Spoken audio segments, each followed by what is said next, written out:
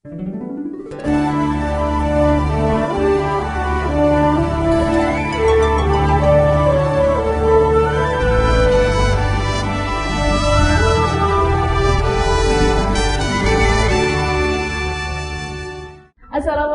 warahmatullahi wabarakatuh. Waalaikumsalam. Pemirsa, senang sekali Dinda Masita bisa hadir bersama Anda di Lentera Hati. Dan hari ini kita akan membahas satu topik bahasan yang sangat menarik sekali mengenai kenapa harus belajar ke Cina.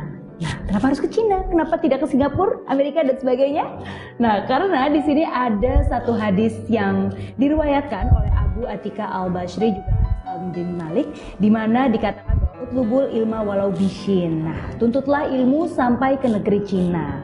Berarti kalau kita melihat hadis tersebut, mungkin kita ingin disarankan agar mencari ilmu bukan hanya di daerah kita sendiri, tapi hingga jauh-jauh keluar sana. Hari ini sudah ada narasumber kita, Bapak Dr. Sudarno MPDI. Beliau adalah Puket 4 dari Sekolah Tinggi Agama Islam Swasta Lantabur. Nah, Jakarta ya Pak ya. Apa kabar Pak Sudarno? Alhamdulillah baik. Kita mau bicara mengenai hadis yang menarik ini nih Pak. Menuntutlah ilmu sampai ke negeri Cina. Nah, itu bagaimana sih Pak pemahaman kita mengenai hadis tersebut? Ya, baik. Bismillahirrahmanirrahim. Kalau kita memahami hadis tadi, jadi hadis tadi itu sebenarnya ada tambahannya. Jadi utlubul ilma walau bisin fa inna talabal ilmi faridatun ala kulli muslim. Ada riwayat lain mengatakan wa muslimatin, yang artinya adalah carilah ilmu. Jadi saya kurang sepakat menggunakan kata tuntutlah, karena kalau tuntutlah ilmu ada anekdot, jangan menuntut ilmu karena ilmu tidak bersalah. Jadi carilah ilmu, carilah ilmu, ya, walau sampai ke negeri Cina. Ya. Kenapa? Karena sesungguhnya mencari ilmu itu sangat diwajibkan. Ya, di situ ada kata farido. Kalau wajib itu kan fardun, ya kan, fardu gitu kan. Nah, ini ada kata farido. Farido itu artinya sangat diwajibkan. Di situ ada tak marbuto, yang artinya adalah lil mubalaghah, ini dalam ilmu bahasa ya. Nah, karena sesungguhnya mencari ilmu itu sangat diwajibkan bagi setiap muslim. Nah, dikatakan setiap muslim berarti baik itu muslim laki-laki maupun perempuan. Nah, memahami hadis ini itu harus dibagi minimal ke dalam dua terma. Yang pertama adalah ketika kita memahami hadis itu lihat dulu dari sanadnya. Memang kalau kita pahami secara sanad, hadis ini termasuk kategori hadis dhaif. Karena itu tadi diriwayatkan oleh Imam Abu Atika. Nah, Imam Abu Atika ini adalah para ulama ahli hadis itu mayoritas menyampaikan bahwa beliau ini adalah yang tidak thiqah atau mungkarul hadis, jadi periwayatannya itu tidak diterima. Itu kalau dilihat dari segi sanad ya, atau rangkaian perawinya. Tapi kalau kita lihat dari matanya, ya, matanya itu isi, maka hadis tersebut sangat masyhur. Masyhur dalam pengertian sangat terkenal, sehingga kalau kita teliti secara mendalam sebenarnya hadis tersebut itu terutama ada ziyadahnya yang tadi bahwa mencari ilmu itu sangat diwajibkan, itu bisa kita hukumi sebagai hadis yang menjadi hasan li ghairihi. Jadi tidak dhaif lagi tetapi menjadi hadis yang hasan li ghairihi. Nah, itu jadi makna daripada hadis ini adalah bahwa ini adalah satu motivasi dari Rasulullah, bahwa orang Islam itu wajib bahkan sangat diwajibkan untuk menuntut ilmu. Nah, kemudian yang kedua, bahwa di dalam proses mencari ilmu itu kita harus ada istilah intikal, pindah. Karena dalam bahasa Indonesia ada kita mengatakan seperti kata dalam tempurung ya. Di sini kita paling jago. Ternyata iya. Nah, makanya di situ lah saya kira menarik nanti ketika kita bicara Cina ya. Tadi disinggung istilah Cina. Nah, Cina ini luar biasa ya. Cina itu dari kata aswini ya. Aswini. Sini itu para pemerhati hadis banyak sekali yang memberikan keterangan. Yang pertama, asin itu ternyata bisa diambil dari kata sini. Sini itu artinya salah satu keturunan Nabi Nuh alaihissalam. Ya, jadi sini itu artinya salah satu keturunan Nuh. Jadi sebenarnya orang-orang Cina itu juga keturunan Nabi gitu. Nah, ada juga mengatakan sini itu kalau kita belajar semantika Al-Qur'an, semantika hadis ya, setiap karakter huruf Arab itu ada padanan angkanya. Jadi sini itu dari kata sin, ya dan nun. Betul. Ya, kalau sin itu 90 nilainya, ya itu 10, ya kan? Nun itu 50. Nun itu 50. Kalau dijumlah 150. Nah, 150 itu kalau kita carikan padanan huruf yang lain menjadi kin. Maka kita melihat ada salah satu dinasti Cina itu dinasti Qin kalau nggak salah ya. Nah, itu dari Qin itu artinya apa? Artinya konsentrasi. Maka kalau kita lihat orang Cina maju itu sebenarnya karena konsentrasi. Fokus. Iya, jadi makna hadis ini lebih dari sekedar memotivasi kita bahwa mencari ilmu itu harus konsentrasi. Subhanallah sekali ya dari sebuah hadis ini ada sebenarnya luar biasa ya. Dan sebagainya dan ternyata ya itu ya kunci mungkin orang-orang kesuksesan dan karena fokus, konsentrasi dan sebagainya. Tapi sebenarnya kalau kita mengkontekstualisasikan lahirnya hadis tersebut itu bagaimana? Iya, jadi saya tertarik dengan kata mengkontekstualisasikan hadis. Jadi intinya gini, peradaban manapun itu akan menjadi semakin kaya hasanah ilmunya apabila budaya tersebut tidak berdiri sendiri. Ya, tidak berdiri sendiri. Artinya harus ada proses akulturasi. Betul. Ya, misalnya dulu Islam itu menjadi maju ketika dengan keimanan yang kuat, ya kan, kemudian mendapatkan suntikan ilmu pengetahuan, sehingga lahirlah misalnya Imam Ibnu Sina. Wah, itu kan ahli dokter yang sampai sekarang jadi rujukan. Betul. Cuman orang Indonesia, orang Islam sendiri ya kadang nggak pede dengan Ibnu Sina, tapi mengatakan Avesin, ya kan? Harusnya kan Ibnu Sina, Al-Jabar misalnya, dan sebagainya. Saya kira mengkontekstualisasikan dari sini dalam artian adalah kita harus tahu diri kita itu kemampuannya apa, kemudian apa yang kurang dari kita, kemudian kita cari yang tidak kita tahu itu dari sumber yang benar, kemudian yang profesional. Saya kira seperti itu. Menarik sekali ya bicara mengenai hadis ya. Sedemikian singkat ternyata pengembangannya luar biasa sekali. Nah, kalau penggunaan hadis ini dalam berdakwah itu bagaimana Pak?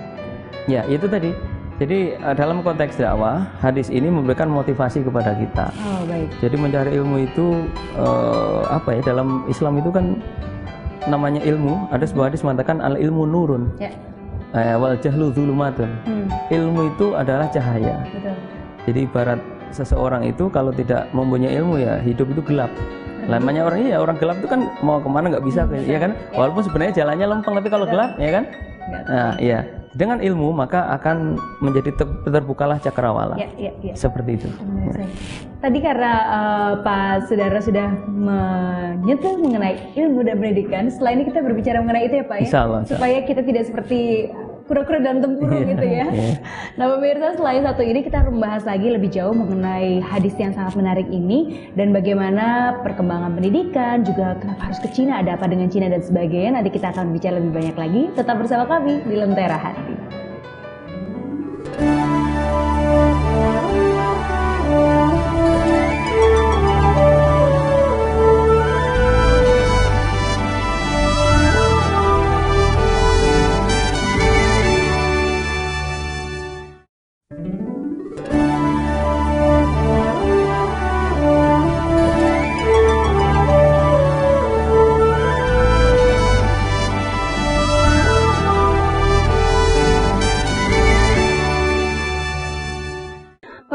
Masih di Sekolah Tinggi Agama Islam Swasta Lantabur Jakarta, kita akan membahas lebih banyak lagi mengenai satu hadis mengenai tuntutlah ilmu sampai ke negeri Cina. Kalau tadi Pak Sudara sudah bilang bahwa itu sekedar juga bisa dijadikan motivasi kita untuk menuntut ilmu ya Pak ya. Nah, sebetulnya kalau posisi menuntut ilmu dalam Islam itu seperti apa sih Pak? Iya. Kalau kita kombinkan hadis-hadis yang tadi saya sebutkan dengan Al-Quran itu sangat match sekali. Allah berfirman, A'udzubillahi minasyaitonirrajim, yarfa'illahu alladziina aamanu minkum walladziina utul ilma darajat. Jadi Allah akan mengangkat derajat orang-orang ya yang yarfa'illahu alladziina aamanu minkum. Allah akan mengangkat derajat orang-orang yang beriman di antara kalian ya. Waladina utul ilma darajat, dan orang-orang yang memiliki ilmu pengetahuan diangkat beberapa derajat. Maksudnya apa? Ilmu itu nggak bisa berdiri sendiri. Betul. Karena kalau kita bicara ilmu kan intelektualitas. Nah, intelektualitas ini akan ngawur kalau tidak dibarengi dengan keimanan. Maka ada plusnya kalau kita bicara ilmu Islam. Jadi ilmu yang dilambari dengan keimanan. Maka ketika ilmu dan iman ini menyatu, maka akan menimbulkan sebuah manusia yang berkualitas, ya, berkualitas. Manusia yang berkualitas itulah yang oleh Allah digambarkan, diangkat derajatnya oleh Allah SWT. Seperti itu dalam Islam. Berarti IQ iya, EQ juga, iman juga harus ditambahkan ya, Pak, ya. Biar bisa menjadi, dalam Islam itu ada istilah ilmu hikmah. Ilmu hikmah itu ilmu yang bermanfaat, ilmu nafi. Jadi apa sih gunanya ilmu kalau tidak memberikan kemanfaatan? Betul. Seperti itu. Sebaik-baiknya orang itu kan memberikan manfaat ya, Pak. Iya, betul ya. Khairun nasi anfa'uhum linnas. Betul. Nah, sekarang jadi kalau kita berbicara mengenai ilmu, biasanya kita kaitkan dengan institusi pendidikan. Ya. Nah, kalau dalam seperti apa sih sebetulnya umat Islam itu dalam mengembangkan institusi pendidikannya, Pak? Ya. Kalau kita belajar sejarah ya, sebenarnya di dalam madrasah kita mengenal istilah taklimul muta'alim. Kalau kita terjemahkan bebas menjadi metodologi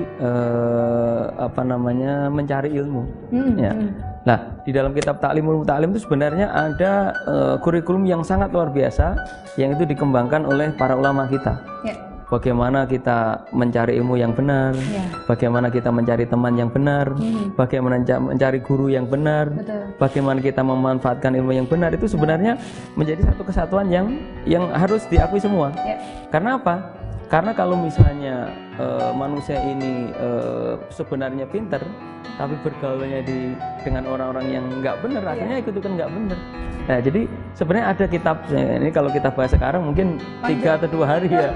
Saya biasa kalau harus berlanjut iya, jadi kalau saya biasa ngaji itu sebulan penuh itu hanya membahas kitab Taklimul Muta'alim, metodologi pembelajaran Islam yang itu ala ulama. Jadi kalau kita kembangkan menjadi kurikulum kita, insya Allah luar biasa itu.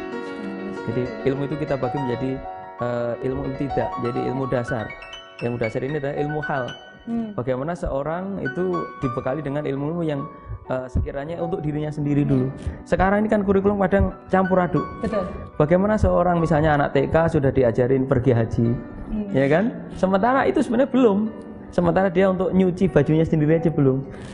Cara untuk punya nilai-nilai dasar. Nah, iya. Jadi ada pendidikan dasar, ibtidak, kemudian ada sanawinya, ya kan? Kemudian ada aliyahnya, dan itu di dalam ilmu taklim ada. Luar biasa sekali ya, Islam membagi untuk proses pendidikan itu ya. Kalau bicara soal hadis, mungkin hadis bukan hanya mengenai yang menuntut ilmu sampai ke negeri Cina ya, Pak. Dalam Islam maksudnya banyak hadis yang mengatakan kita harus menuntut ilmu itu. Banyak sekali, misalnya katakanlah ada sebuah hadis yang diriwayatkan oleh Imam Muawiyah ya. Jadi man yuridillahu bi khairan yufaqihu fiddin. Nah, ini luar biasa nih kan. Jadi barang siapa ya dikehendaki baik oleh Allah, maka Allah akan memahamkan dia ilmu agama. Ya kan? Jadi sebenarnya luar biasa ketika kita belajar agama itu, berarti secara tidak langsung sebenarnya kita itu dipilih oleh Allah untuk menjadi orang yang baik. Jadi kita termasuk dalam orang. Amin. Terus banyak sekali misalnya dalam hadis-hadis yang lain, saya sepakat dengan pemahaman Imam Nawawi ya, di dalam Arba'innya itu, beliau tidak segan-segan untuk menukil hadis yang secara sanad itu mungkin kurang kuat, tetapi sebatas itu kita gunakan untuk satu, fadhilul amal, memotivasi amal yang baik. Yang kedua untuk etika, itu dipakai saja nggak apa-apa. Misalnya ada hadis yang mengatakan man arada dunya fa alaihi bil ilmi, wa man arada al akhirata fa alaihi bil ilmi, wa man arada huma fa alaihi bil ilmi. Yang artinya barang siapa ingin dunianya baik, nyari ilmu. Ingin akhiratnya baik, nyari ilmu. Ingin dua-duanya baik, nyari ilmu. Jadi ilmu itu kunci kesuksesan, baik untuk kebahagiaan dunia maupun akhirat, dan sebenarnya banyak sekali. Dan itu kita kan mencari ilmu, kayak tadi ada hadis mengenai mencari ilmu sampai ke negeri Cina. Berarti merantau pun kita diperbolehkan ya Pak untuk mencari ilmu itu? Oh iya, jadi ada semacam ruh perjuangan Islam. Di situ dalam ruh jihad itu ada istilah hijrah. Ya, hijrah itu secara bahasa maknanya pindah, intikal. Ya, di sini pindah di sini bisa bermakna lahir, bisa bermakna batin. Betul. Yang namanya lahir misalnya saya dulu dari kampung Jawa Timur, ya kemudian saya pindah ke Bekasi, hijrah. Kemudian misalnya sekarang saya masih bisa hijrah, misalnya ketika ada sebuah lingkungan yang kurang baik, kemudian saya ingin baik, ya pindah dari tempat yang kurang baik menjadi yang lebih baik. Makna hijrah luar biasa. Seperti itu.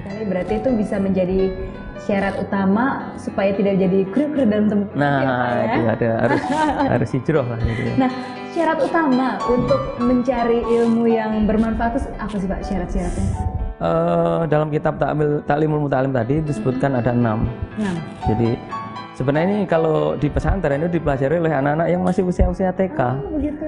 Bahkan dicari itu dengan apa? Dengan lagu-lagu. Permainan. Iya, jadi misalnya gini. Alala tanalul ilma illa bisitatin. Saun bika an majmu'i habi bayanin. Ingatlah, nggak akan orang itu bisa mencapai ilmu yang benar kecuali dengan 6 syarat. Ya, dukain wa khirsin wastibarin wa bulwatin wa irsati ustadin wa tuli zaman. Yang pertama adalah seorang pencari ilmu itu harus cerdas. Gitu. Jangan sampai kita ingin mencari ilmu tapi makanannya nggak bergizi. Nah, maka jadi di sini bergizi dan halalan thayyiban tadi ya. Ya. Jadi orangnya harus secara IQ harus cerdas. Nah, persiapan cerdas itu dari ini ya orang tuanya lah. Ya. Ya, kemudian yang kedua, seorang pencari ilmu itu harus semangat. Ya, jadi istilahnya itu khirsun itu semangat. Nggak boleh kita mencari ilmu itu nggak semangat gitu ya, nggak semangat. Ketiga apa lagi? Jadi tukain warisin wastibarin, ya, sabar. Harus sabar. Jadi sabar mencari ilmu itu nggak, pokoknya setahun nggak bisa. Ya. Setelah bersabar? Iya, jadi tukain warisin wastibarin wabulwatin. Kemudian harus ada biayanya. Jadi mencari ilmu itu harus ada biayanya. Kalau nggak ada biayanya, mustahil, ya kan? Mustahil. Jadi memang uang itu bukan segala-galanya. Tapi kita kalau nggak punya uang nggak bisa melakukan segala-galanya gitu. Selanjutnya apa dengan ada biaya? Kemudian harus ada petunjuk guru. Guru yang baik itu. Iya, harus ada guru. Jadi jangan sampai kita salah memilih guru. Betul. Apalagi dalam belajar agama yang berhubungan dengan keimanan, kita nggak boleh sembarangan. Apalagi sampai belajar sendiri tanpa melalui metodologi yang benar. Dan yang terakhir adalah watuli zamani, ya.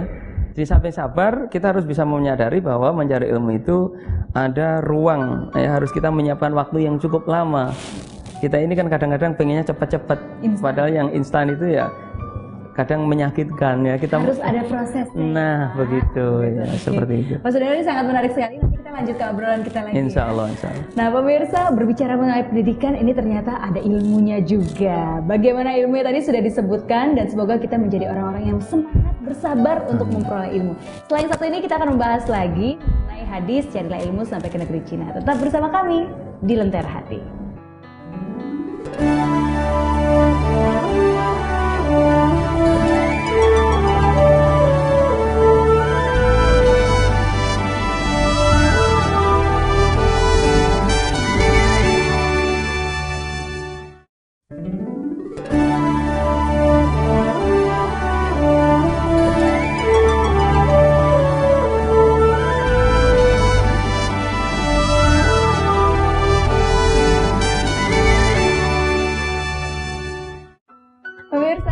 Masih bersama kami di Lentera Hati. Nah, sekarang kita akan melanjutkan obrolan kita untuk mencari ilmu, ya. Masih bersama Pak Sudarno di sini. Pak, gini, kalau kita berbicara ilmu ini memang tidak pernah ada habisnya, ya. Ya, betul. Apalagi kalau kita Rasulullah juga sudah mengajarkan banyak hadis-hadisnya dan sebagainya. Nah, kalau kita tadi berbicara mengenai hadis mencarilah ilmu sampai ke negeri Cina, ini memang ternyata ada kaitan ya Pak dengan kondisi negara Cina yang sekarang boleh dibilang nih mulai jadi leader dunia nih. Adik kuasa ya. Nah, ini ternyata memang relevan ya Pak ya hadis tersebut dengan keadaan sekarang. Sepertinya relevan ya. Sepertinya relevan. Jadi kalau kita bicara seperti itu, maka kita lihat hikmahnya saja. Jadi kita lihat apa yang bisa diambil manfaat dari hadis tersebut. Betul. Nah, kalau kita lihat memang hari ini Cina luar biasa. Ya, sampai-sampai saya kalau jalan-jalan ya, beli pepaya aja ternyata pepaya dari Cina. Itu kan luar biasa. Jadi ada karakter orang-orang Cina itu sangat berkarakter dalam ilmu perdagangan, ya kan? Coba bayangkan, dulu HP Nokia ya misalnya ya. Itu kan harus mahal ya. Sekarang dengan maraknya produk Cina menjadi murah. Iya, dan Cina itu kreatif, ya kan? Cina itu produknya kreatif. namanya HP kan dulu kan cuma untuk bisa nelpon, SMS ya kan, sekarang bisa motret, bisa ya kan, bahkan bisa TV dan sebagainya. Jadi ada beberapa karakter produk Cina yang menurut saya bisa kita cari ilmunya. Yang pertama apa? Cina itu punya semacam kekuatan pendirian. Ya, jadi Cina itu punya kekuatan pendirian. Kemana-mana sekarang produk ini. Bahkan saya pernah ketika menjalani ibadah umroh itu, mainan-mainan Arab itu produk Cina juga made in China itu. Yang pertama, yang kedua, dia itu punya karakter yang beda dengan yang lain. Jadi orang Cina itu meskipun berbahasa Inggris, tetap aja kelihatan itu orang Cina, ya kan? Meskipun dan kita, meskipun kita ke Surabaya ada orang Cina ngomong Jawa, tetap aja ke orang Cina. Nah, ya kita malah orang Indonesia ini kadang kalau berbahasa Inggris dimirip-mirip, padahal nggak begitu. Jepang itu kan maju karena punya karakter, itu yang kedua. Dan yang ketiga, yang bisa kita ambil pelajaran dari Cina ini jaringannya kuat. Dalam berdagang kita harus kan punya jaringannya. Betul, network. Prinsipnya adalah lebih baik untung sedikit tapi kuantitasnya banyak banget, ya kan? Daripada untung gede tapi sebenarnya sedikit. Ya kalau dipikir-pikir jaringan ya. Jadi kalau kita belajar dari ilmu yang bisa kita ambil dari sini adalah jaringan. Nah, sekarang sudah marak ya mulai bisnis jaringan ya. Berarti ini selain hadis tersebut bisa dijadikan motivasi, kita bisa mendapat pelajaran banyak juga ya Pak ya dari negara. Ya, satu lagi. Saya pernah membaca sebuah media online itu, ternyata ada sebuah penemuan ribuan tahun sebelum Masehi, Cina itu sudah berhasil bikin uang logam. Yang di situ mungkin rata-rata masih zaman batu ya. Itu di Cina sudah ada logam. Iya, uang logam. Kan luar biasa. Sekali benar-benar. Nah, Pak, kita sebagai umat muslim tuh bagaimana yang kita siapkan untuk menuntut ilmu? Apalagi kalau sudah ada hadis-hadis yang memotivasi kita. Nah, kita harus mempersiapkan apa saja sih Pak untuk dalam menuntut ilmu? Yang pertama niat ya. Jadi Rasulullah memberikan sebuah wejangan motivasi kepada kita, innamal a'malu binniyat. Sesungguhnya berhasil atau tidaknya seseorang di dalam menjalankan apapun itu tergantung niatnya, ya kan? Wa innamal likulli imri'in manawa. Sesungguhnya yang akan didapat oleh seseorang itu adalah tergantung dengan apa yang diniatkan. Wah, ini hadis ini panjang sekali, kalau saya uraikan juga nanti takutnya waktunya habis lagi. Intinya yang pertama kita persiapkan adalah niat dan fasilitas-fasilitas.